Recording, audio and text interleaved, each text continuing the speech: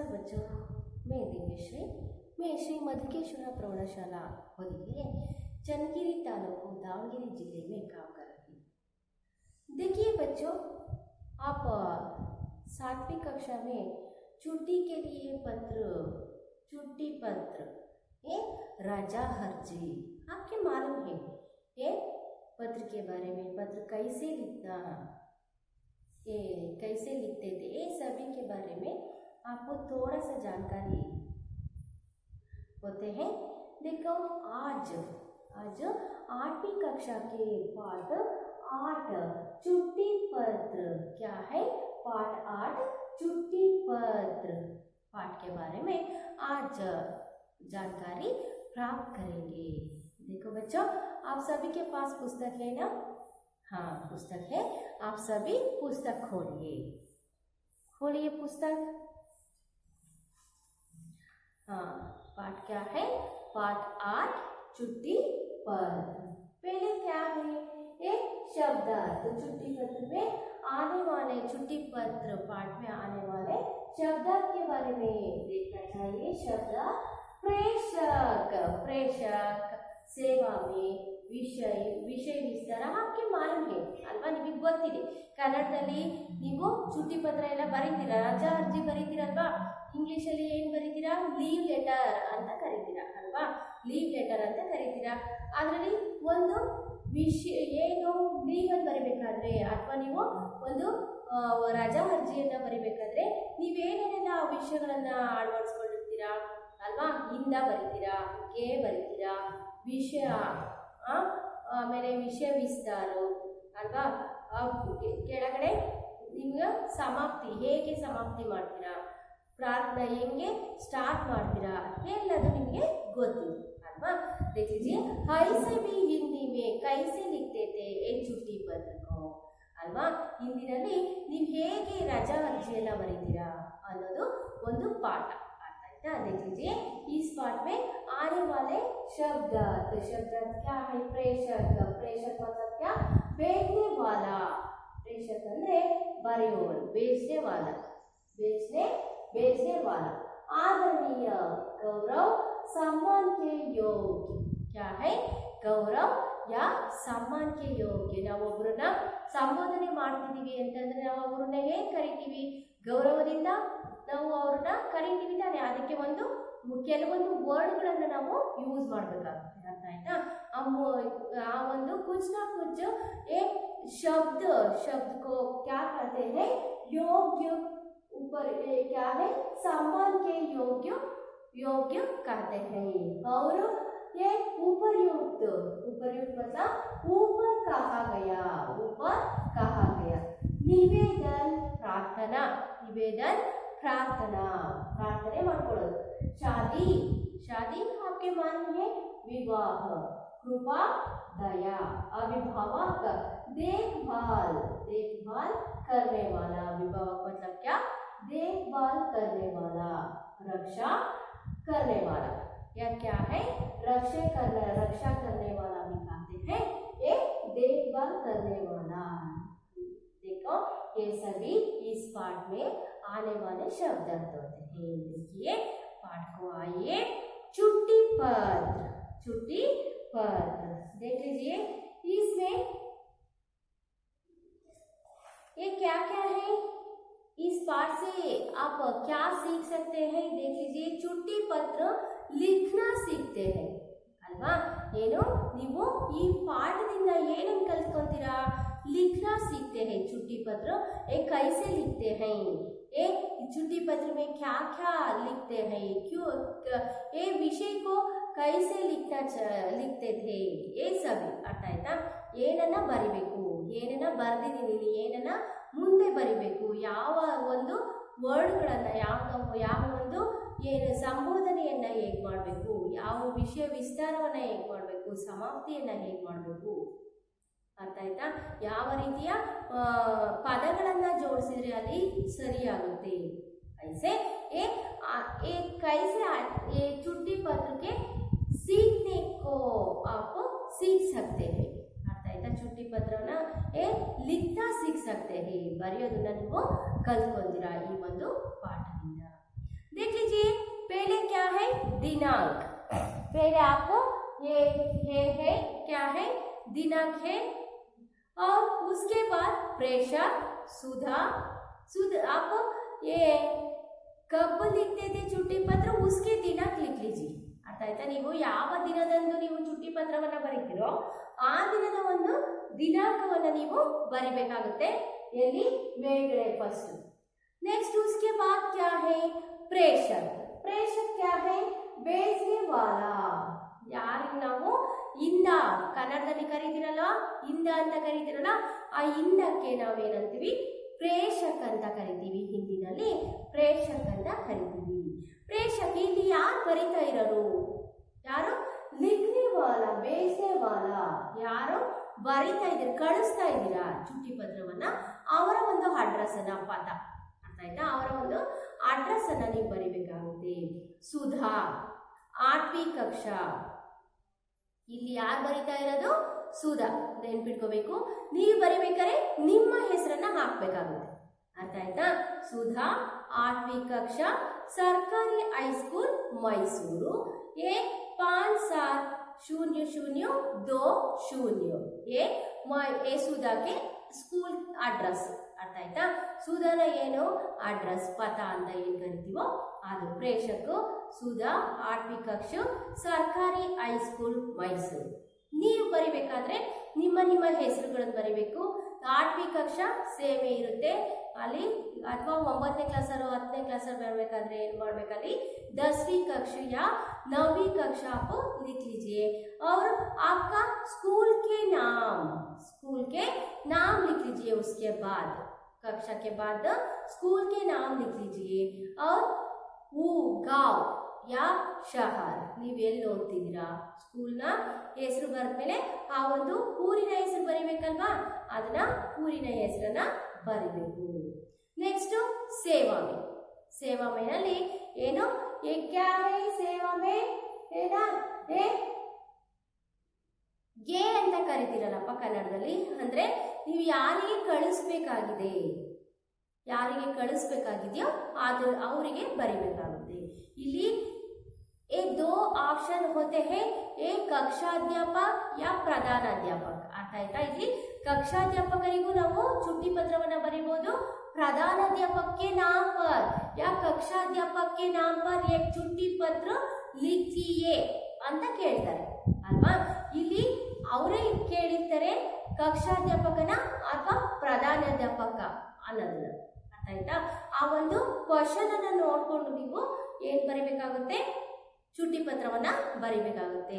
ಕಕ್ಷಾಧ್ಯಾಪಕಕ್ಕೆ ನಾಮ ಪರ್ ಅಂತ ಅಂದ್ರೆ ಕಕ್ಷಾಧ್ಯಾಪಕಕ್ಕೆ ಅಡ್ರೆಸ್ ಮಾಡಬೇಕಾಗುತ್ತೆ. ಏ ಪ್ರಧಾನಾಧ್ಯಾಪಕಕ್ಕೆ ನಾಮ ಪರ್ ಅಂತ ಕೇಳಿದಾಗ ಪ್ರಧಾನಾಧ್ಯಾಪಕರ ಒಂದು ಅಡ್ರೆಸ್ ಅನ್ನ ಮಾಡಬೇಕಾಗುತ್ತೆ. देख लीजिए ये कक्षाध्यापक के क्या है छुट्टी पत्र लिख देते. एक कक्षाध्यापक सरकारी हाई स्कूल कुवेंपु नगर मैसूर. देख लीजिए आप आपके स्कूल के नाम आप लिख लीजिए. कक्षाध्यापक आपका स्कूल के नाम सरकारी हाई स्कूल या हमारा स्कूल मधुकेश्वरा प्रौढ़शाला गांव या शहर के नाम होदिगेरे या चन्नगिरी बेंगलुरु दावणगेरे. ऐसे आप कहाँ शिक्षण पाते हैं स्कूल के नाम, ये स्कूल के एड्रेस लिख लीजिए. सुधा कहाँ पढ़ते थे? ये मैसूर में, इसलिए सरकारी हाई स्कूल कुवेंपु नगर मैसूर 570020 लिखते थे. देखो उसके बाद प्रेषक आए तो सेवा में. प्रेषक मतलब इंद, सेवा में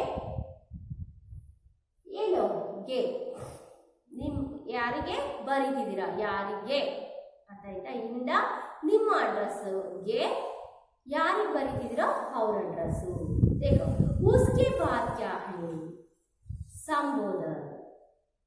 ये आदरणीय महोदय या मान्य महोदय ಕನ್ನಡದಲ್ಲೂ ಬರೀತೀರಲ್ವಾ ಏನು ಮಹೋದಯರೇ ಮಾನ್ಯ ಮಹೋದಯರೇ ಅಲ್ವಾ. ಐಸೆ ಬಿ ಹಿಂದಿ ಮೇ ಏ ಆದರಣೀಯ ಮಹೋದಯ ಅಂದ್ರೆ ಗೌರವಾರ್ಥವಾಗಿ ನಾವು ಅವ್ರನ್ನ ಏನು ಗೌರವವಾಗಿ ನಾವು ಅವ್ರನ್ನ ಸಂಬೋಧನೆ ಮಾಡ್ಬೇಕಲ್ಲ, ಹಾಗಾಗಿ ಸಮಾನ್ಕೆ ಯೋಗ್ಯ ಗೌರವ ಪೂರ್ವಕ, ಅರ್ಥ ಆಯ್ತಾ, ಗೌರವದಿಂದ ಆದರಣೀಯ ಮಹೋದಯ. उसके बाद क्या है विषय. विषय क्या है? 3 दिन की छुट्टी की प्रार्थना हेतु. 3 दिन की छुट्टी की प्रार्थना हेतु. ये 3 दिन 2 दिन ये 4 दिन आप कितने दिन होते तो आप लिख लीजिए. ಅರ್ಥ ಆಯ್ತಾ ನಿಮಗೆ? ಎಷ್ಟು ದಿನ ಬೇಕೋ ಅಷ್ಟು ದಿನದ ನೀವು ಹಾಕೋಬಹುದು. ಏನು 2 ದಿನ ಆದರೆ 2 ದಿನ, 1 ದಿನ, 1 दिन की छुट्टी लीजिए ಅಲ್ವಾ, दीजिए ನೀವು 1 ದಿನದ ಕೊಡ್ರಿ ಅಂತ ನಾನು ಕೇಳ್ಬೋದು. 2 दिन की छुट्टी, 3 दिन की छुट्टी, आप कितने दिन आप आपके कितने दिन छुट्टी देते हैं उस लिख लीजिए. ನಿಮಗೆ ಎಷ್ಟು ದಿನ ಬೇಕೋ ಅಷ್ಟು ದಿನನ ನೀವು ಬರ್ಬೋದು. देखो उसके बाद क्या है विषय. विषय में क्या है? 3 दिन की छुट्टी की प्रार्थना हेतु. ನಿಮಗೆ ಎಷ್ಟು ದಿನದ ರಜೆಗಳು ಬೇಕೋ ಅಷ್ಟು ದಿನದ ರಜೆಗಳನ್ನ ನೀವು ಬರೀಕೋಬೇಕಾಗುತ್ತೆ. ನನಗೆ ಏನು ಬೇಕು? ವಿಷಯ ಏನು? ನನಗೆ ಏನು ಬರೀತಿದೀಯಾ ನೀನು? ಚುಟ್ಟಿ ಪತ್ರ ತಾನೆ. ಹಾಗಾಗಿ ಏನು ವಿಷಯ ಹೇಗಿರ್ಬೇಕು? ಏನು 2 ದಿನದ ರಜೆಯನ್ನ ಕೊಡಬೇಕೆಂದು ತಮ್ಮಲ್ಲಿ ಪ್ರಾರ್ಥಿಸಿಕೊಳ್ಳುತ್ತೇನೆ. 3 ದಿನದ ರಜೆಯನ್ನು ಕೊಡಬೇಕೆಂದು 2 दिन 3 दिन की छुट्टी की प्रार्थना हेतु. ಅರ್ಥ ಆಯ್ತಾ? 1 दिन की छुट्टी की ಪ್ರಾರ್ಥನಾ ಹೇತು. 1 ದಿನ ರಜಾ ಕೊಡ್ಬೇಕಂತ ನಾನು ಪ್ರಾರ್ಥನೆ ಮಾಡ್ಕೊಂಡಿದ್ದೀನಿ. ಅರ್ಥ ಆಯ್ತಾ? 1 ದಿನ ಆಗಿರ್ಬೋದು, 2 ದಿನ ಆಗಿರ್ಬೋದು, 3 ದಿನ ಆಗಿರ್ಬೋದು. अर्थ आयता? कितने दिन होते तो आप मेंशन के साथ आप लिख लीजिए, मेंशन ಮಾಡಬೇಕು. और उसके बाद क्या है विषय विस्तार. विषय विस्तार ಯಾಕೆ ನಿಮಗೆ ರಜಾ ಬೇಕು ಅಲ್ವಾ? ವಿಷಯ ವಿಸ್ತಾರ ಇದ್ದೇ ಇರುತ್ತಲ್ವಾ? ಎಲ್ಲ ಪತ್ರ ಇಂಗ್ಲಿಷ್ ಅಲ್ಲೇ ಇರಬಹುದು, कन्नड़ में अल्वा, ऐसे भी हिंदी में विषय विस्तार विस्तार रूप से लिख लीजिए. ಅಂದ್ರೆ ಇಲ್ಲಿ ಸಂಕ್ಷಿಪ್ತವಾಗಿ ವಿಷಯದಲ್ಲಿ ನಾವು ಸಂಕ್ಷಿಪ್ತ ಮಾಡ್ತೀವಿ. ಎಷ್ಟು ಬೇಕೋ ಅಷ್ಟೇ, ಏನು ರಜೆ ಬೇಕಾಗಿದೆ ಅಷ್ಟೇ ಅಲ್ವಾ? ಅದು ಏನಕ್ಕೆ ರಜೆ ಬೇಕು ಅನ್ನೋದನ್ನ ನಾವು ವಿಷಯ ವಿಸ್ತಾರ में आप लिख लीजिए. विषय विस्तारದಲ್ಲಿ ನಾವು ಏನು ಮಾಡಬೇಕು? ಬರಿಬೇಕಾಗುತ್ತೆ. देख लीजिए क्या है विषय विस्तार में. उपर्युक्त विषय के संबंध में आपसे निवेदन है कि दिनांक आप कितने दिनांक के लिखते थे आप लिख लीजिए. दिनांक 17, 16, 17, 18, 20, 20 से 20, 11, 20 से 23 तक, 23, 11, 20 तक. ಅರ್ಥ ಆಯ್ತಾ? 20, 11, 20ರಿಂದ ಎಷ್ಟು? 23, 11 ಎಷ್ಟು? 20. ನಿಮಗೆ ಎಷ್ಟು ದಿನ ರಜಾ ಬೇಕೋ? या 1 दिन, 20 से 20, 11, 20 से 20, एक ही दिन आपको छुट्टी दीजिए. आता है ना? आपको दिनांक आप लिख लीजिए. दिनांक से दिनांक तक ये मुझे अपने भाई की शादी में भाग लेने के लिए बेंगलुरु जाना है. ये विस्तार रूप से निಮಗೆ ಏನಕ್ಕೆ रजा ಬೇಕು? ये विस्तार रूप से ये सब आप लिख लीजिए. आता है ना? ये क्या है? ये मुझे अपने भाई की शादी में भाग लेने के लिए ये बेंगलुरु जाना है, इसलिए मैं विद्यालय नहीं आ सकती. आ सकता देख लीजिए. ये पुल्लिंगवाचक और स्त्रीलिंगवाचक. ये सूत्र स्त्रीलिंगवाचक ಅಲ್ವಾ? ಹಾಗಾಗಿ ಏನು ಇಲ್ಲಿ ಸಕ್ತಿ ಅಂತ ಬಂದಿದೆ, ಇಲ್ಲಿ ಸಕ್ತ ಅಂತ ಬಂದಿದೆ. ಅರ್ಥ ಆಯ್ತಾ? ಪುಲ್ಲಿಂಗ ಮತ್ತೆ ಸ್ತ್ರೀಲಿಂಗದಲ್ಲಿ ಏನಾಗುತ್ತೆ? ಕೆಲವೊಂದು ಬದಲಾವಣೆಗಳಾಗುತ್ತೆ. ಸ್ತ್ರೀಲಿಂಗ ಇದ್ದಾಗ ಇಕಾರ ಬರುತ್ತೆ ಅಲ್ವಾ? ಇಕಾರ ಬರುತ್ತೆ. ಇಲ್ಲಿ ಪುಲ್ಲಿಂಗ ಇದ್ದಾಗ ಏನು? ಆಕಾರ ಬರುತ್ತೆ. ಹೌದಾ? ಹೀಗೆ ಏನು ಇಲ್ಲಿ ಸುಧಾ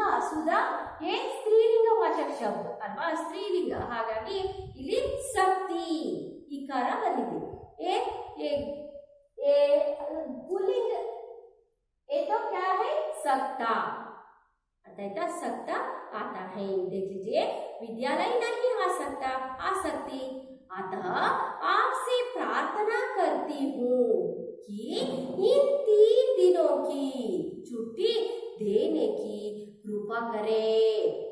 धन्यवाद सहित आपकी आज्ञाकारी छात्र सुधा, अभिभावक के हस्ताक्षर।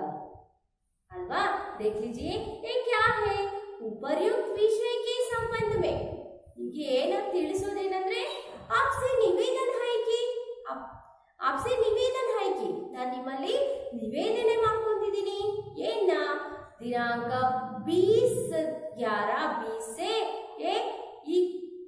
23/11/20 तक मुझे अपने भाई की शादी में भाग लेने के लिए ನನ್ನ ಅಣ್ಣನ ಮದುವೆಯ ವಿವಾಹ ಕಾರ್ಯದಲ್ಲಿ ನಾನು ಭಾಗವಹಿಸಬೇಕಾಗಿರುವುದರಿಂದ ಬೆಂಗಳೂರು ಜಾನಾ ಹೈ, ಬೆಂಗಳೂರಿಗೆ ಹೋಗುತ್ತಿದ್ದೇವೆ, इसलिए ಹಾಗಾಗಿ ಇದರಿಂದ ಮೈ ವಿದ್ಯಾಲಯ ನಹಿ ಆಸಕ್ತಿ ಅಲ್ವಾ, ವಿದ್ಯಾಲಯಕ್ಕೆ ಬರೋದಕ್ಕಾಗೋದಿಲ್ಲ। ये विस्तार रूप से लिखते थे, ಇಲ್ಲಿ ವಿಸ್ತಾರ ರೂಪವಾಗಿ ನೀವು ಬರೀಬೇಕಾಗುತ್ತೆ। ये विद्यालय नहीं आ सकती, अतः आपसे प्रार्थना करती हूँ कि ಹಾಗಾಗಿ आपसे ತಮ್ಮಲ್ಲಿ ಪ್ರಾರ್ಥನೆ ಮಾಡಿಕೊಳ್ಳುವುದೇನೆಂದರೆ ಪ್ರಾರ್ಥನಾ करती हूँ कि इन 3 दिनों की छुट्टी देने की कृपा करें। ಈ 3 ದಿನಗಳು ಏನು ಮಾಡಬೇಕಾಗಿದೆ, ನೀವು ನನಗೆ ರಜೆಯನ್ನ ಕೊಡಬೇಕೆಂದು ತಮ್ಮಲ್ಲಿ क्या करते हैं ಪ್ರಾರ್ಥನಾ करती हूँ ಅಲ್ವಾ, ಪ್ರಾರ್ಥನೆಯನ್ನ ಮಾಡ್ಕೊಂತಾ ಇದ್ದೀನಿ। ಧನ್ಯವಾದ ಸಹಿ देख लीजिए ಪ್ರಾರ್ಥನೆ ಮಾಡಿಕೊಳ್ಳುತ್ತಿದ್ದೇನೆ, ನಿವೇದನೆ ಮಾಡಿಕೊಳ್ಳುತ್ತಿದ್ದೇನೆ, ಧನ್ಯವಾದಗಳೊಂದಿಗೆ आपकी आज्ञाकारी छात्र, ನಿಮ್ಮ ಆಜ್ಞಾಕಾರಿ, ನಿಮ್ಮ ಆಜ್ಞೆಯನ್ನು ಪರಿಪಾಲಿಸತಕ್ಕಂಥ ವಿದ್ಯಾರ್ಥಿನಿ सुधा। छात्र ये स्त्रीलिंग के भी आते हैं, पुल्लिंग के भी आते हैं। छात्र ये आता है ना, छात्र ಅಂದ್ರೆ ಇಲ್ಲಿ ವಿದ್ಯಾರ್ಥಿ ಅಂತ, ವಿದ್ಯಾರ್ಥಿನಿನೂ छात्र, ये विद्यार्थी भी को छात्र आते हैं। अर्थ ಆಯ್ತಾ, ಇಲ್ಲಿ ಸ್ತ್ರೀಲಿಂಗಕ್ಕೂ ಅದೇ ಬರುತ್ತೆ, ಪುಲ್ಲಿಂಗಕ್ಕೂ ಅದೇ ಶಬ್ದ ಬರುತ್ತೆ। और अभिभावक के हस्ताक्षर, अभिभावक से देखभाल करने वाला, रक्षा करने वाला, मेरा रक्षा करने वाला, देखभाल करने वाला कौन? पोषक, ಹೌದು ತಾನೆ? ಯಾರು ನಮ್ಮನ್ನ ರಕ್ಷಣೆ ಮಾಡೋರು, ನಮ್ಮನ್ನ ನೋಡ್ಕೊಳ್ಳೋರು ಯಾರು? ಪೋಷಕರಲ್ವಾ? ಹಾಗಾಗಿ ನಾವು ಇಲ್ಲಿ ಏನನ್ನು ಬರೀಬೇಕಾಗುತ್ತೆ, ಪೋಷಕರ ಒಂದು ನಮಗೆ ಒಪ್ಪಿಗೆ ಬೇಕಲ್ವಾ, ಪೋಷಕರು ಅವರನ್ನು ರಜಾ ಹಾಕ್ತಾ ಇದ್ದಾರೋ ಇಲ್ವೋ, ಸುಮ್ಮನೆ ಆಗ್ತಾ ಇದ್ದಾರೋ, ಪೋಷಕರಿಗೂ ಗೊತ್ತಾಗ್ಬೇಕಲ್ವಾ ವಿಷಯ ಏನು ಎಲ್ಲದು। ಹಾಗಾಗಿ ನಾವೇನ್ ಮಾಡ್ತೀವಿ, ಕೆಳಗಡೆ ಪೇರೆಂಟ್ ಸಿಗ್ನೇಚರ್ ಯಾ ಅಭಿಭಾವಕ್ಕೆ ಹಸ್ತಾಕ್ಷರ, ಪೋಷಕರ ಒಂದು ಸಹಿನೂ ಸಹ ಒಂದು ಏನಿರುತ್ತೆ ಇರುತ್ತೆ। ಹಾಗಾಗಿ ಈ ಸಭಿ ಆಪ್ ಲಿಖ್ लीजिए, ಅರ್ಥ ಆಯ್ತಾ? ಇದು ಒಂದು ಚುಟ್ಟಿ ಪತ್ರದ ಒಂದು ರೂಪರೇಷೆ, ಅರ್ಥ ಆಯ್ತಾ? ಹೇಗೆ ಬರಬೇಕು, पहले प्रेषक देख लीजिए, प्रेषक में है अल्वा, प्रेषक पहले दिनांक लिख लीजिए। ನೀವು ಇಲ್ಲಿ ಏನು ಬರಬೇಕಾಗುತ್ತೆ, ಫಸ್ಟ್ ದಿನಾಂಕವನ್ನ ಬರೀಬೇಕು, उसके बाद प्रेषक ಇಂದ ನೀವು ನಿಮ್ಮ ಹೆಸರು, ಇಲ್ಲಿ तुम्हारा नाम ಅಂತ ಬರ್ತೀನಿ, ನಿಮ್ಮ ಹೆಸರುಗಳನ್ನ ಬರೀಬೇಕಿಲ್ಲಿ, ಅರ್ಥ ಆಯ್ತಾ? ನಿಮ್ಮ ಹೆಸರು ಬರಬೇಕು, 8ನೇ ಅಕ್ಷರ, ನೀವು 8ನೇ ಕ್ಲಾಸ್ ಆಗಿರೋದ್ರಿಂದ 8ನೇ ತರಗತಿ ಆಗಿರೋದ್ರಿಂದ 8वीं कक्षा लिख लीजिए। उसके बाद आपका स्कूल का नाम, ನಿಮ್ಮ स्कूल ना ಹೆಸರು, शाला का नाम, मेरा शाला का नाम क्या है, ಮಧುಕೇಶ್ವರ ಪ್ರೌಢಶಾಲಾ, ಅರ್ಥ ಆಯ್ತಾ? ನಮ್ಮ ಸ್ಕೂಲಿನ ಹೆಸರನ್ನು ನಾನು ಬರ್ತೀನಿ, ನೀವು ನಿಮ್ಮ ತರಗತಿ, ನಿಮ್ಮ ಸ್ಕೂಲ್ಗಳ ಒಂದು ಹೆಸರನ್ನು ಇಲ್ಲಿ मेंशन ಮಾಡಬೇಕಾಗುತ್ತೆ ಬರೀಬೇಕಾಗುತ್ತೆ ये उसके बाद क्या है ಒದಗಿರೆ ಸ್ಥಳ के नाम ಅರ್ಥ ಆಯ್ತಾ ನೀವು ಏನು ಓದ್ತಾ ಇದ್ದೀರಾ ಆ ಶಾಲೆಯ ಒಂದು ಸ್ಥಳವನ್ನ ಇಲ್ಲಿ ಬರೀಬೇಕಾಗುತ್ತೆ उसके बाद क्या है प्रेषक हुआ ये सभी लिखते तो क्या है प्रेषक हुआ उसके बाद सेवा में क्या है गे ಯಾರಿಗೆ ಬರಿಬೇಕು ಈ ಒಂದು ಚುಟ್ಟಿ ಪತ್ರವನ್ನ ಇಲ್ಲಿ ಕೊಟ್ಟಾಗ ಇಲ್ಲಿ ಏನಂತ ಕೊಡ್ತಾರೆ 2 दिन तुम्हारा क्या है तुम्हारा भाई के शादी होने के लिए तुम्हारा कक्षाध्यापक या प्रधानाध्यापक ಯಾರಿಗಾದ್ರೂ ಕೊಡ್ತಾರೆ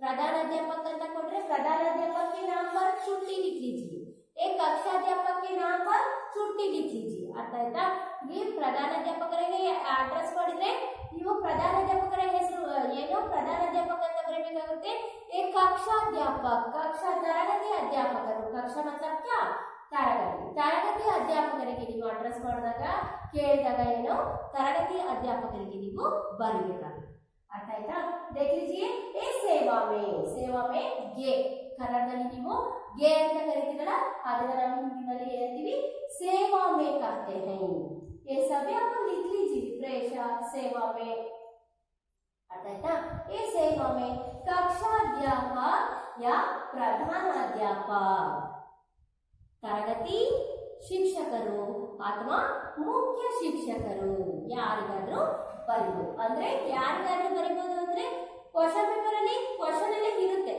ನೀವು ಕಕ್ಷಾಧ್ಯಾಪಕಿಗೆ ಬರೀಬೇಕಾ ಅಥವಾ ಪ್ರಧಾನಾಧ್ಯಾಪಕರಿಗೆ ಬರೀಬೇಕಾ ಅನ್ನೋದು ಕ್ವಶನ್ ಪೇಪರ್ ಅಲ್ಲಿ ಇರುತ್ತೆ ಅದನ್ನು ನೋಡ್ಕೊಂಡು ನೀವು ಬರೀಬೇಕಾಗುತ್ತೆ और स्कूल के नाम मेरा स्कूल का नाम हमारा स्कूल का नाम क्या है श्री मधुकेश्वर प्रौढ़शाला ये मैं लिखती थी आप तुम्हारा स्कूल का नाम लिख लीजिए ಅರ್ಥ ಆಯ್ತಾ ನಾನು ನಮ್ಮ ಸ್ಕೂಲ್ ಹೆಸರನ್ನ ನಾವು ಬರ್ತಿದ್ದೀನಿ ನೀವು ನಿಮ್ಮ ನಿಮ್ಮ ಸ್ಕೂಲ್ಗಳ ಹೆಸರು ಶಾಲೆಗಳ ಹೆಸರನ್ನ ನೀವು ಬರೀಬೇಕಾಗುತ್ತೆ ಓದಿದ್ದೇನೆ ನಮ್ಮ ಊರಿನ ಒಂದು ಹೆಸರು ನಮ್ಮ ಶಾಲೆ ಇರತಕ್ಕಂಥ ಒಂದು ಸ್ಥಳದ ಹೆಸರು ओदगिरे आप तुम्हारा स्कूल और तुम्हारा शाला ये लिए गए ಸ್ಥಳಂ के नाम आप लिख लीजिए आता है ನೀವು ನಿಮ್ಮ ಸ್ಕೂಲಿನ ಹೆಸರು ಮತ್ತೆ ಅಲ್ಲಿ ಇರತಕ್ಕಂತ ಸ್ಥಳದ ಹೆಸರನ್ನ ನೀವು ಬರೆಯಬೇಕಾಗುತ್ತೆ और उसके बाद कक्षाध्यापक या प्रधानाध्यापक श्री मधुकेश्वर प्रौढ़शाला ओदगिरे उसके बाद क्या है गौरव पूर्वक गए आदरणीय महोदय ये संबोधन आदरणीय महोदय या मान्य महोदय या महोदय भी लिख लीजिए अर्थ आಯ್ತಾ ನೀವು ಏನಾದರೂ ಬರೀಬಹುದು ಆದರಣೀಯ ಮಹೋದಯ ಮಾನ್ಯ ಮಹೋದಯ या ಮಹೋದಯ ಅರ್ಥ ಆಯ್ತಾ ನೀವು ಆದರಣೀಯ ಮಹೋದಯ ಅನ್ನೋದು ತುಂಬಾ ದೊಡ್ಡದಾಗಿದೆ ಕಷ್ಟ ಆಗುತ್ತೆ ಅಂದ್ರೆ ನೀವು ಮಹೋದಯ ಅಂತಾನೆ संबोधन ಮಾಡಬಹುದು ಅರ್ಥ ಆಯ್ತಾ ಆದರಣೀಯ ಮಹೋದಯ उसके बाद क्या है ವಿಷಯ ನೀವು ಏನು ಬರೀತಿದ್ದೀರಾ ಚುಟ್ಟಿ ಪತ್ರ ಎಷ್ಟು ದಿನ ಬರೀತಿದ್ದೀರಾ ಅನ್ನೋದು ये क्या है 3 दिन की छुट्टी की प्रार्थना है कितने दिन ये 2 दिन लिख लीजिए 3 दिन लिख लीजिए एक ही दिन आपको लिख लीजिए कितने दिन आपके निम्गे देखो ಎಷ್ಟು ದಿನ ಬೇಕು ವಿಷಯ में आपको लिख लीजिए 3 दिन की छुट्टी की प्रार्थना है ನಾವು ಇಲ್ಲಿ 3 ದಿನಗಳ ಒಂದು छुट्टी ಪತ್ರದ ರಜೆ ಅರ್ಜಿಯನ್ನು ನಾವು ಬರೀತಾ ಇದ್ದೀವಿ ಹಾಗಾಗಿ 3 दिन की छुट्टी की प्रार्थना हेतु विषय में आपको लिख लीजिए अर्थ आಯ್ತಾ आप 2 दिन भी लिख लीजिए एक ही दिन भी लिखना चाहिए ನೀವು ಒಂದು ದಿನನಾದರೂ ಬರ್ಕೋಬಹುದು 2 ದಿನನಾದರೂ ಇಲ್ಲಿ ವಿಷಯದಲ್ಲಿ ಬರ್ಕೋಬಹುದು ये 3 दिन की छुट्टी की प्रार्थना है तो उसके बाद क्या है विषय विस्तार में आपको क्या लिख लीजिए विषय विस्तार में एक उपयुक्त विषय के अनुसार क्या है उपयुक्त विषय के अनुसार आपसे निवेदन है कि देख लीजिए विषय विस्तार में ये आपको लिख लीजिए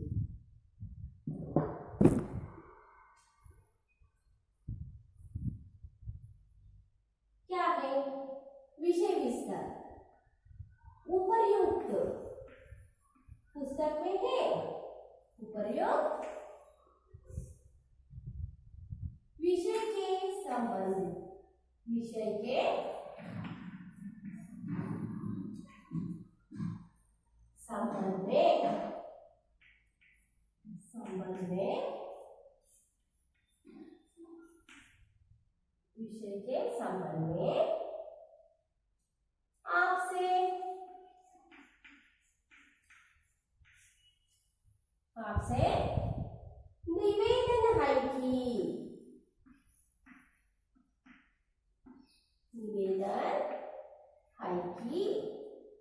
निवेदन है कि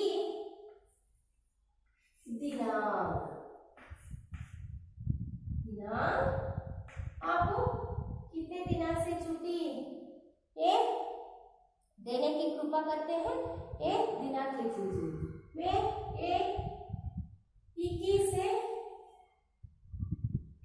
21/11 220 से 24/11/220 तक मुझे अपने भाई बहन ಯಾರನ್ನು ಬರೀಬಹುದು, ಅಣ್ಣ ಅಥವಾ ತಂಗಿ, ಅಥವಾ ನಿಮಗೆ ಹುಷಾರಿಲ್ಲ ಅಂದ್ರೆ ಬುಖಾರ್ ಸೆ ತಡಪ್ ರಹಾ ಹೂ, ಅರ್ಥ ಆಯ್ತಾ? ನೀವು ಏನಾದರೂ ವಿಷಯ ವಿಸ್ತಾರದಲ್ಲಿ ಬರ್ಕೋಬಹುದು। ನಿಮಗೆ ಆರೋಗ್ಯ ಸರಿ ಇಲ್ಲ ಅಂದ್ರೆ मेरा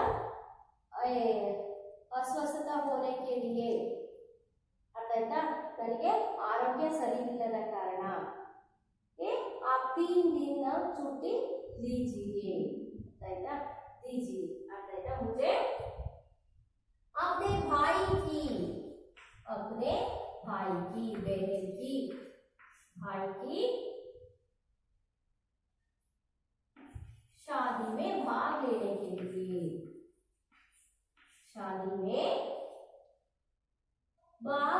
के लिए भाग लेने के लिए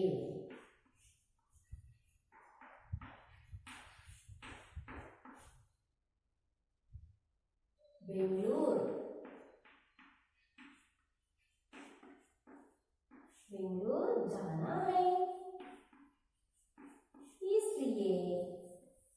जाना है, इसलिए मुझे मैं विद्यालय नहीं आ सकता,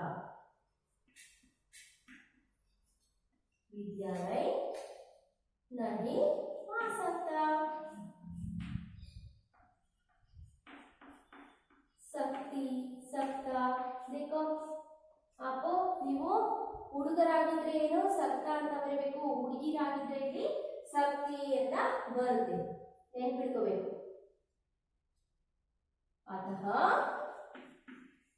अतः आपसे निवेदन है कि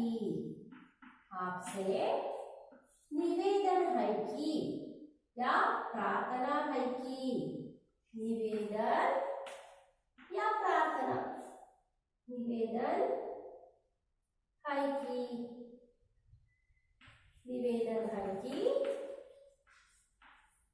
इन 3 दिनों की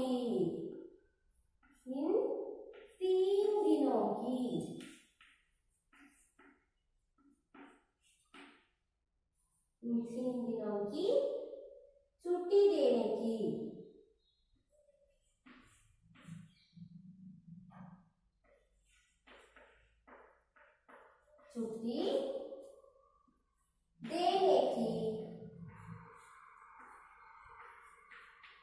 कृपा करें। देखो एक धन्यवाद सहित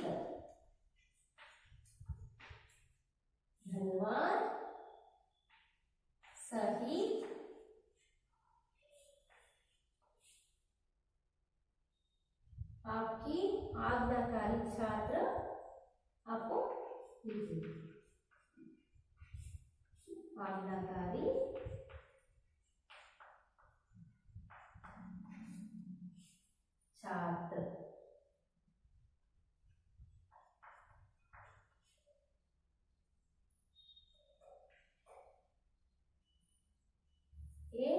सुधा, तुम्हारा नाम लिख लीजिए।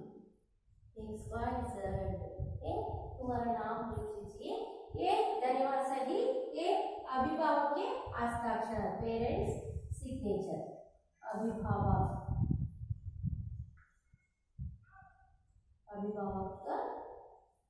के हस्ताक्षर।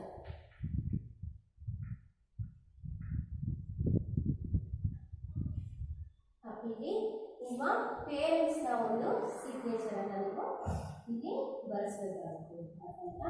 देखिए ये पूरा क्या है, ये ಚುಟ್ಟಿ ಪದ। ಕನ್ನಡದಲ್ಲಿ ನೀವು ಏನು ವಿಷಯ ವಿಸ್ತಾರದಲ್ಲಿ ಏನು ಬರೀತೀರಾ? ನನಗೆ ಆರೋಗ್ಯ ಸರಿ ಇಲ್ಲದ ಕಾರಣ, ಅಥವಾ ನನಗೆ ಏನು ನನ್ನ ಅಕ್ಕನ ಮದುವೆಗೆ ಹೋಗಬೇಕಾಗಿರೋದ್ರಿಂದ, ಅಥವಾ ನನಗೆ ಅಣ್ಣನ ಮದುವೆಗೆ ವಿವಾಹಕ್ಕೆ ಹೋಗಬೇಕಾಗಿರೋದ್ರಿಂದ ನನಗೆ ಶಾಲೆಗೆ ಬರಲು ಆಗದ ಕಾರಣ 3 ದಿನ ರಜೆಯನ್ನು ಕೊಡಬೇಕೆಂದು ತಮ್ಮಲ್ಲಿ ವಿನಂತಿ ಮಾಡಿಕೊಳ್ಳುತ್ತೇನೆ ಅಂತ ಬರೀತೀರಾ ಅಲ್ವಾ? ऐसे भी क्या है, विषय विस्तार में क्या है, उपर्युक्त विषय के संबंध में आपसे निवेदन है कि क्या है, ನಿಮ್ಮನೆ ಈ ವಿಷಯಕ್ಕೆ, ವಿಷಯ ಏನಿದೆ ಇಲ್ಲಿ, छुट्टी की 3 दिन की छुट्टी की प्रार्थना हेतु ಅಲ್ವಾ? ಏನು 3 ದಿನಗಳ ರಜೆಯನ್ನು ಕೊಡಬೇಕಾಗಿ ವಿನಂತಿ ವಿಷಯ। ಹಾಗಾದ್ರೆ ಯಾಕೆ ರಜೆ ಕೊಡಬೇಕು ಅನ್ನೋದು ಬೇಕಲ್ವಾ? ಶಿಕ್ಷಕರುಗಳಿಗೆ ಯಾಕೆ ರಜೆಯನ್ನು ಕೊಡಬೇಕು ಅನ್ನೋದು ಕಾರಣ ಬೇಕಲ್ಲ? ಅದನ್ನ ನಾವೇನು ಬರಬೇಕು? ವಿಷಯ ವಿಸ್ತಾರದಲ್ಲಿ ನಾವು ಬರಬೇಕು। उपर्युक्त विषय के संबंध में आपसे निवेदन है कि या प्रार्थना है कि, इस संबंध में आपने निवेदन है कि ತಮ್ಮಲ್ಲಿ ನಿವೇದನೆಯನ್ನು ಮಾಡಿಕೊಳ್ಳೋದೇನೆಂದ್ರೆ, ದಿನಾಂಕ 21/11/2020 से ನನಗೆ 21/11/20 24/11/2020 तक ಈ ದಿನಾಂಕ ನಿಮಗೆ ಯಾವ ದಿನ ರಜೆ ಬೇಕೋ ಆ ದಿನಾಂಕವನ್ನು ನೀವು ಬರ್ಕೋಬೇಕಾಗುತ್ತೆ। ಅರ್ಥ ಆಯ್ತಾ? ನಾನಿಲ್ಲಿ ಸುಮ್ಮನೆ ಒಂದು ದಿನಾಂಕವನ್ನು ಇಲ್ಲಿ ಬರ್ದಿದ್ದೀನಿ। ಅರ್ಥ ಆಯ್ತಾ? आपको ये कितने दिनांक से कितने दिनांक तक ये छुट्टी की कृपा देते हैं, उसको दिनांक आपको लिख लीजिए। ಆ ದಿನಾಂಕದವರೆಗೆ ನಿಮಗೆ रजे ಬೇಕಾಗಿತ್ತು ಆ ದಿನಾಂಕವನ್ನು ನೀವು ಇಲ್ಲಿ ಬರೀಬೇಕಾಗುತ್ತೆ। उसके बाद दिनांक से दिनांक तक मुझे अपने की शादी में भाग लेने के लिए, मुझे अपने भाई की शादी,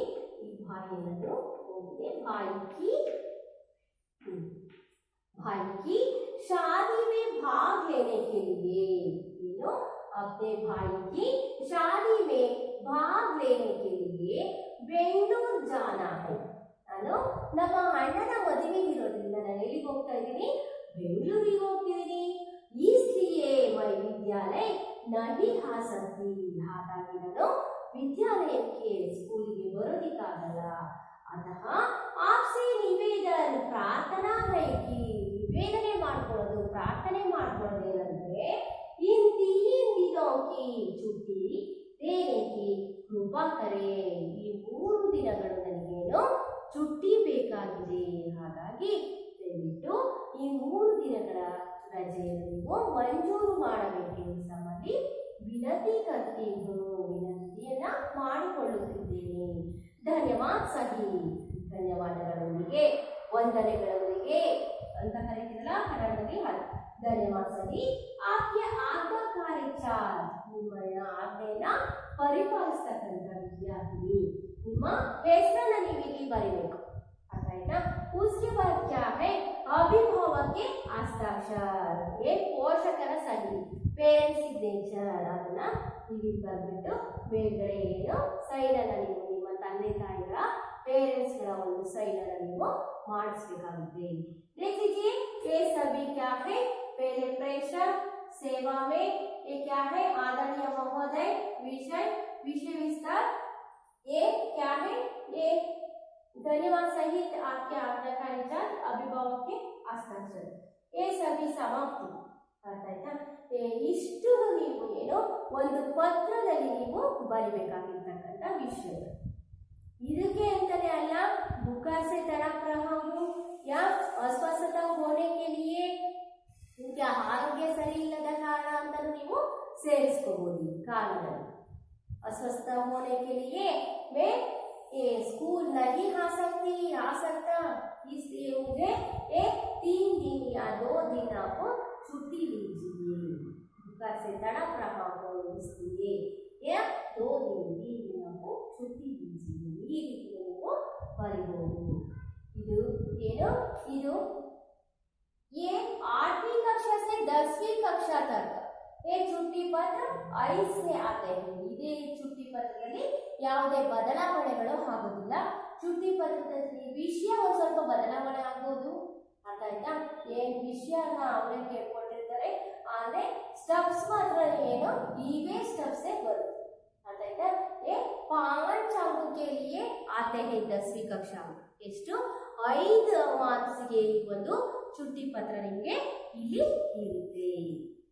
बच्चों मालूम हुआ छुट्टी पत्र कैसे लिखना चाहिए, आप ये क्या क्या लिखना चाहिए, ಹೇಗೆ ಬರಿಬೇಕು, ಏನೆನ್ನೆಲ್ಲ ನಾವು ಸೇರಿಸಬೇಕು ಅನ್ನೋದು ಅರ್ಥ ಆಯ್ತಲ್ವಾ?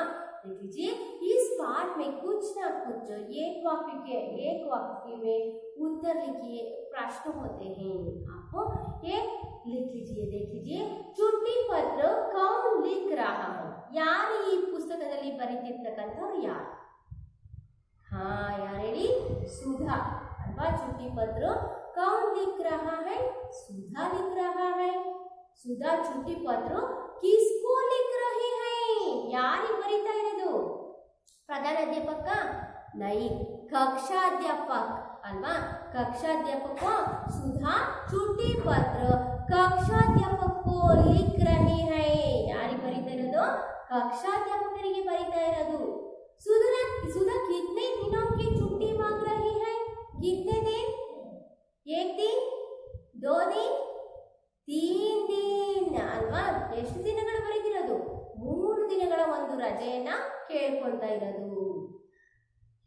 ನೆಕ್ಸ್ಟ್ ಸುಧಾ छुट्टी क्यों मांग रही है? ಏನಕ್ಕೆ ಹೋಗ್ತಾ ಇರೋದು ರಜೆಯನ್ನ ಹಾಕಿ? मेरे अपने भाई की शादी में भाग लेने के लिए बेंगलुरु जाना है, इसलिए छुट्टी देते हैं. छुट्टी की मांग रहे हैं अल्वा? ಏನು ಅಣ್ಣನ ವಿವಾಹ ಕಾರ್ಯಕ್ಕೆ ಹೋಗಬೇಕಾಗಿರೋದ್ರಿಂದ ಬೆಂಗಳೂರಿಗೆ छुट्टिಯನ್ನ ಇವರು ಕೇಳ್ತಾ ಇದ್ದಾರೆ. ಇದು एक वाक्य के उत्तर लिखने वाला प्रश्न है. ये आगे क्या है? मान लीजिए कि आपकी तबीयत ठीक नहीं है. ಇಲ್ಲಿ ಹೇಳಿದೆ ನಾನು ಏನು ತಬಿಯತ್ ಠೀಕ್, ನನ್ನ ಆರೋಗ್ಯ ಅಸ್ವಸ್ಥತೆ, ಆರೋಗ್ಯ ಸರಿ ಇಲ್ಲದ ಕಾರಣ ನೀವು ಅನ್ಕೊಳ್ಳಿ. ಅರ್ಥ ಆಯ್ತಾ? ನಿಮ್ಮ ಆರೋಗ್ಯ ಸರಿ ಇಲ್ಲ, ಸರಿಯಾಗಿ ಇರಬೇಕು, ಯಾರ್ದು ಹಾಗಾಗಬಾರ್ದು. ಆದರೆ ಇಲ್ಲಿ छुट्टी पत्र ಬರೀಬೇಕಾಗಿರೋದು ಹಾಗೆ ಅನ್ಕೋಬೇಕಷ್ಟೇ. यही कारण देकर 4 दिनों की छुट्टी मांगते हुए अपने प्रधानाध्यापक को छुट्टी पत्र लिखी. ಇಲ್ಲಿ ನಾನು ಹೇಳಿದೆ, ಇಲ್ಲಿ ಸೇವಾ ಮೇ ಇಲ್ಲಿ ಯಾವುದೇ ರೀತಿಯ ಬದಲಾವಣೆಗಳು ಆಗೋದಿಲ್ಲ. ಅರ್ಥ ಆಯ್ತಾ? ಈ ಒಂದು ಪತ್ರಕ್ಕೆ ಏನು ಸೇವಾ ಮೇ ಬದಲಾವಣೆಗಳು ಸಾರಿ ಪ್ರೇಷಕರಲ್ಲಿ ಯಾವುದೇ ಬದಲಾವಣೆ ಆಗೋದಿಲ್ಲ. ನಿಮ್ಮ ಹೆಸರು ಬರೀರಿ, ಆಮೇಲೆ ತರಗತಿಯ ಹಾಕಿ, ಮತ್ತೆ ಸ್ಕೂಲ್ನ ಹೆಸರನ್ನ ನೀವು ಬರೀರಿ ಅಂತ ಸ್ಥಳವನ್ನ ಬರೀರಿ. ಇಲ್ಲಿ ಸೇವಾ ಮೇನಲ್ಲಿ ಏನು ಸುಧಾ ಬರೆದಿದ್ದು ಕಕ್ಷಾಧ್ಯಾಪಕಕ್ಕೆ, ಇಲ್ಲಿ ಕೇಳಿರೋದು ಪ್ರಧಾನಾಧ್ಯಾಪಕಕ್ಕೆ. ಹಾಗಾಗಿ प्रधानाध्यापक अष्ट एड्रेस ಮಾಡಿ ನಿಮ್ಮ ಮತ್ತೆ स्कूल के नाम लिख लीजिए, स्थल के नाम लिख लीजिए. ये आदरणीय महोदय, ये 3 दिन की छुट्टी की प्रार्थना, ये 4 दिन ಎಷ್ಟು ದಿನ ಕೇಳಿದರೆ 4 ದಿನ, 4 ದಿನ ಕೇಳಿದರೆ. ಹಾಗಾಗಿ ಎಷ್ಟು ದಿನ ಬರೀಬೇಕು ನೀವು?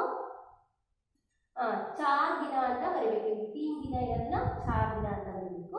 उसके बाद ये क्या है? उपर्युक्त विषय के संबंध में आपसे निवेदन है कि दिनांक 21 ನಿಮ್ಮ ದಿನಾಂಕವನ್ನು ನೀವು ಹಾಕಿ. मुझे अपने भाई ಆ ಕಾರಣವನ್ನು ಬಿಟ್ಬಿಟ್ಟು ನೀವೇನಾಗಬೇಕು? ರೀಸನ್ मेरा तबीयत ठीक नहीं होने के लिए मैं डॉक्टर के पास चलती हूँ, इसलिए मैं विद्यालय नहीं आ सकती. आपसे निवेदन है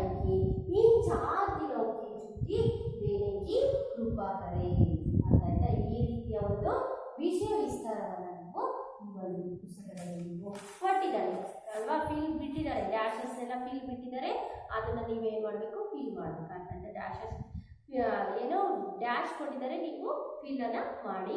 ಆಕೆ ಆಜ್ಞಾಕಾರಿ ಛಾತ್ರಿದೆ, ಅಭಿಭಾವಕ್ಕೆ ಹಸ್ತಾಕ್ಷರ ಇದೆ, ಅದನ್ನೆಲ್ಲ ನೀವು ಫೀಲ್ ಮಾಡಬೇಕು. ಆಯ್ತಾ, ಮತ್ತೆ ಇದನ್ನ ಒಂದೇ ಸರಿ ಬರಲ್ಲ, ನೀವು ಪ್ರಾಕ್ಟೀಸನ್ನು ಮನೆಯಲ್ಲಿ ಮಾಡ್ತಾನೆ ಇರಬೇಕು. ಅರ್ಥ ಆಯ್ತಾ ಮಕ್ಕಳ? और नीचे लिखे छुट्टी पत्र को क्रमानुसार लिखी. ಇಲ್ಲಿ ಚುಟ್ಟಿ ಪತ್ರ ಸೇವಾ ಮೇಲೆ ಎಲ್ಲೋ ಇದೆ, ಪ್ರೇಷಕ್ಕೆ ಎಲ್ಲೋ ಇದೆ, ವಿಷಯನೇ ಎಕಡೆನ ಇದೆ, ವಿಷಯ ವಿಸ್ತರಣೆ ಎಲ್ಲ ಇದೆ. ಅರ್ಥ ಆಯ್ತಾ? ಇಲ್ಲಿ ಕ್ರಮಾನುಸಾರ ಕರೆಕ್ಟಾಗಿ ಒಂದು ಸ್ಟೆಪ್ಸ್, ಹೌದಾ? ನಮಗೆ ಯಾವ ರೀತಿ ನೋಡಿ, ತಲೆ ಆದಮೇಲೆ ಹಣೆ, ಹಣೆ ಆದಮೇಲೆ ಮೂಗು, ಮೂಗು ಆದಮೇಲೆ ಬಾಯಿ, ಕಣ್ಣು, ಯಾವ ರೀತಿ ಸ್ಟೆಪ್ಸ್ ಇರುತ್ತೋ ಎಲ್ಲದಕ್ಕೂ ಹಾಗೆ ಒಂದು ಸ್ಟೆಪ್ಸ್ ಇರುತ್ತಲ್ವ, ಹಾಗೆ ನೀವು ಅದನ್ನ क्रमानुसार आपको लिख लीजिए. पहले क्या है, ये दिनांक लिख लीजिए, उसके बाद प्रेषक आते हैं, उसके बाद सेवा में आते हैं, उसके बाद आदरणीय महोदय अल्वा, आमेले विषय विस्तार, अभिभाव आपके धन्यवाद सही, आपके आज्ञाकारी छात्र, ये क्या है, और अभिभावक के हस्ताक्षर. ಅರ್ಥ ಆಯ್ತಾ? ಇಷ್ಟು ಬರುತ್ತೆ. ಇಷ್ಟು ನೀವು ಏನು ಆ ಕಡೆ ಈ ಕಡೆ ಎಲ್ಲ ಅದೆಲ್ಲ ಏನಾಗಿದೆ, ಬದಲಾವಣೆ ಆಗಿದೆ, ಬೇರೆ ಬೇರೆ ಸ್ಥಳಗಳಲ್ಲಿ ಅದಿದೆ, ನೀವು ಅದನ್ನ ಕರೆಕ್ಟ್ ಮಾಡಬೇಕು. ಶಬ್ದ और अर्थ का सही मिलन कीजिए. छुट्टी ಪುರ್ಸತ್, छुट्टी ಅಂದ್ರೆ ಏನು, ರಜಾ, ಹೌದಾ? ಪುರ್ಸತ್.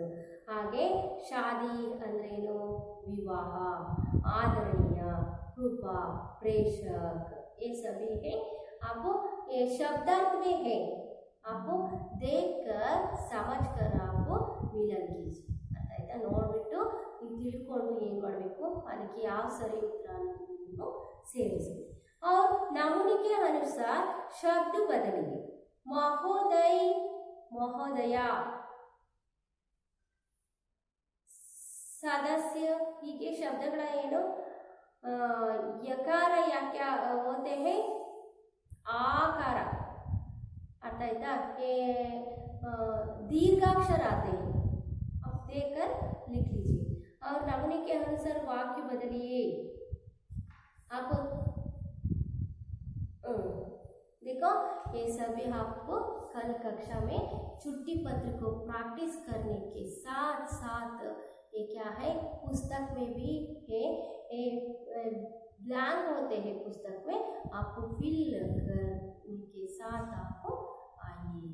बच्चों, मालूम हुआ सभी, ये छुट्टी पत्र 8वीं कक्षा के साथ 10वीं कक्षा तक आते हैं. बहुत मुख्य प्रश्न होते हैं. आता है ಇದು ತುಂಬಾ ಮುಖ್ಯವಾದ ಪ್ರಶ್ನೆ ಅಷ್ಟೇ ಅಲ್ಲ, ये 5 अंक के प्रश्न आते हैं 10वीं कक्षा में. ये आपको समझ कर आपको लिखते लिखते लिखते ये क्या होते हैं, प्रैक्टिस.